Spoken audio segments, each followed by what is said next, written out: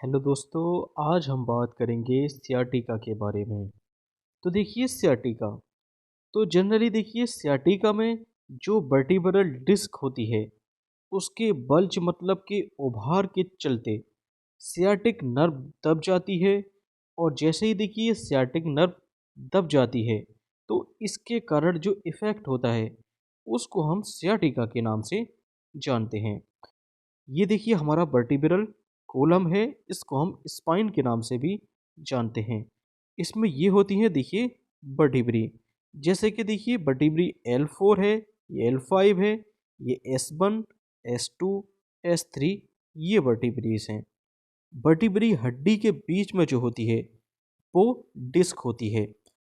अगर vertebral disc bulge हो जाती है मतलब कि हर्निएशन ऑफ वर्टिब्री हो जाती है, तो इसमें हर्निया या बल्ज मतलब कि उभार के कारण ये नर्व को दबा देती है। देखिए ये नर्व है, तो ये येलो कलर की देखिए ये नर्व है।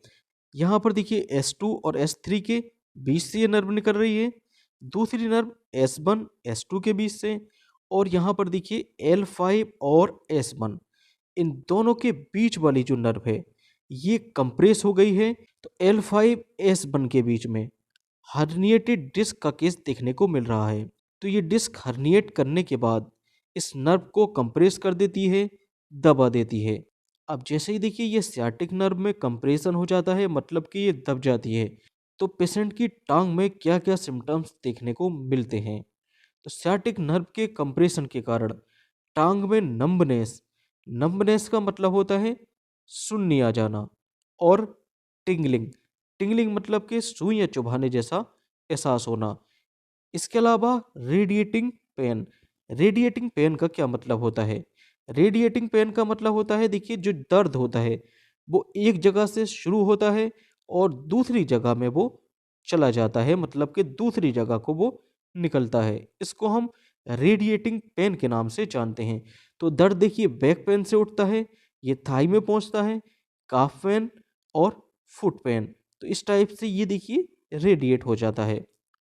इसके साथ साथ लेग में वीकनेस, टांग में कमजोरी का एहसास होता है। तो सियाटिका के कारण ये सिम्टम्स देखने को मिलते हैं।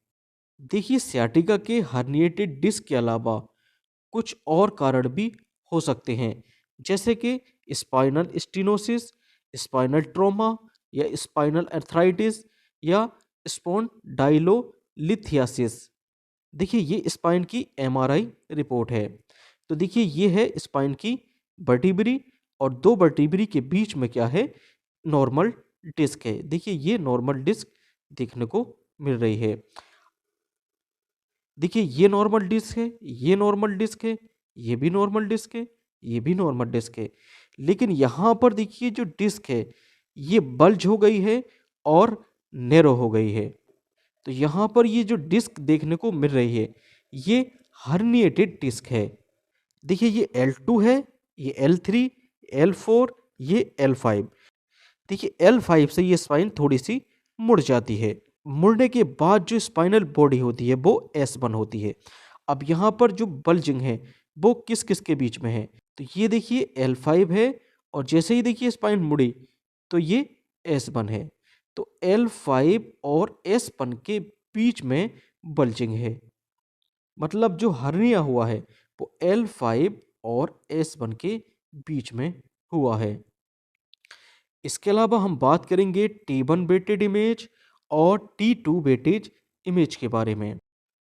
देखिए T1 वेटेड इमेज में जो CSF होता है वो ब्लैक कलर का दिखाई पड़ता है, जबकि T2 वेटेड इमेज में जो CSF होता है वो वाइट कलर का दिखाई देता है। तो इसको आप ऐसे याद कर सकते हैं, T2 वेटेज में जो CSF मतलब कि वाटर है वो वाइट दिखाई पड़ेगा। हमेशा देखिए T2 वेटेज इमेज में जो वाटर मतलब कि CSF है वो वाइट दिखाई पड़ेगा। देखिए यहाँ पर देखिए ये स्पाइनल कैनाल में CSF भरा है जो कि देखिए वाइट दिखाई पड़ रहा है। यहाँ पर देखिए स्पाइनल कैनाल में जो CSF है वो ब्लैक दिखाई पड़ रहा है। देखिए T2 वेटेज इमेज जो होती है वो मोर एडवांस होती है T1 वेटेड इमेज से।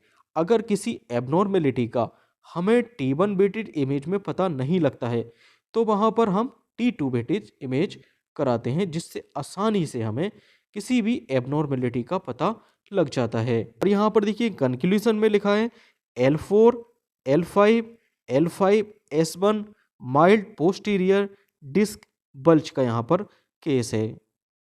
देखिए ये एमआरआई फिल्म है, क्या ये T1 बेटेड है या T2 बेटेड है। देखिए यहाँ पर देखिए CSF जो है वाइट कलर का है, तो इसका मतलब ये T2 बेटेड इमेज है। और यहाँ पर देखिए डिस्क में दो जगह पर बल्ज है। तो जैसे कि हम बता चुके हैं, स्पाइन जैसे ही टिल्ट करती है, उसका लास्ट वाला एंड जो होता है वो L5 होता है।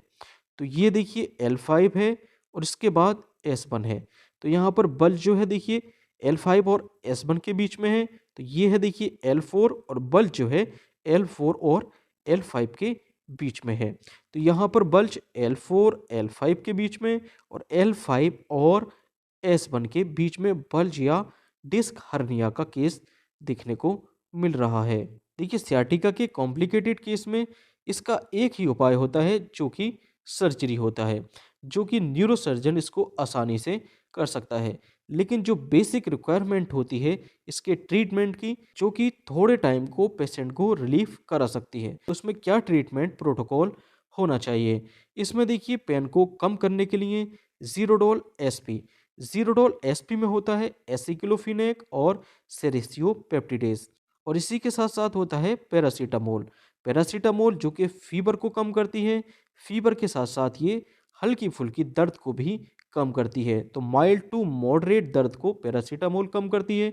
इसी के साथ एसिक्लोफिनेक जो कि पेन किलर मेडिसिन है, जो कि एनसेड क्लास की मेडिसिन है और इसका काम पेन को कम करना है। तो जीरोडोल एसपी को एडल्ट पेशेंट को दिन में 2 बार तक दे सकते हैं।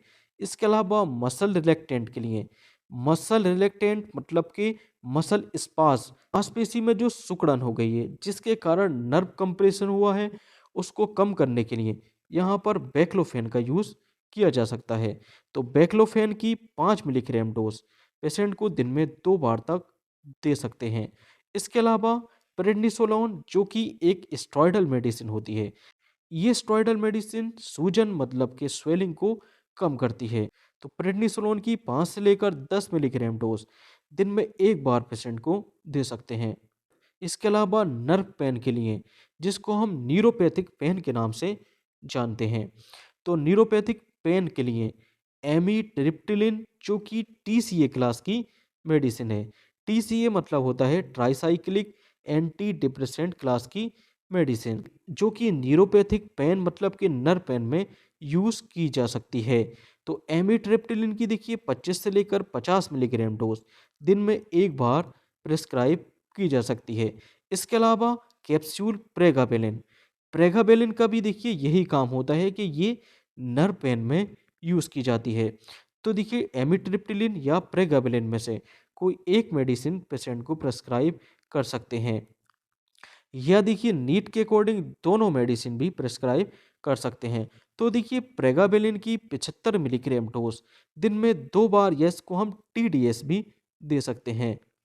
इसके अलावा कोई मल्टीविटामिन टेबलेट या नीरोबाइन प्लस टेबलेट, इसको पेशेंट को एचएस रात को सोने से पहले 1 बार दे सकते हैं। और इसी के साथ साथ जेल, जैसे कि पेन रिलीफ जेल जो कि दर्द को कम करता है, जैसे कि देखिए अर्क जेल, इसमें होता है डाइक्लोफिनेक जो कि एनसेड क्लास की मेडिसिन है, मतलब कि दर्द को कम करती है। तो अर्क जेल जहाँ पर देखिए पेन है वहाँ पर ये इसको लगा सकते हैं। Okay, thank you.